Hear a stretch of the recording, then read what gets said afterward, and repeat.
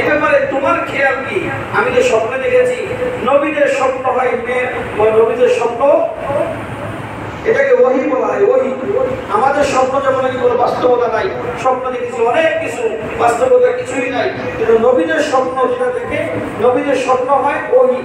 তো ইব্রাহিম আলাইহিস সালাম সন্তানের সাথে পরামর্শ করতেন, বাবা আমি তো স্বপ্ন দেখেছি, আমার আল্লাহ নির্দেশ করেছে আমি তোমাকে জবাই করি।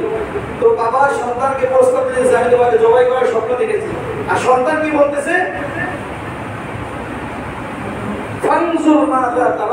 হে আমার কলিজার টুকরা পিতা, আপনাকে আল্লাহ যে নির্দেশ করেছে আপনি সেই নির্দেশ পালন করুন। সাতাজিদুনি ইনশাআল্লাহু মিনাস সাবিরিন।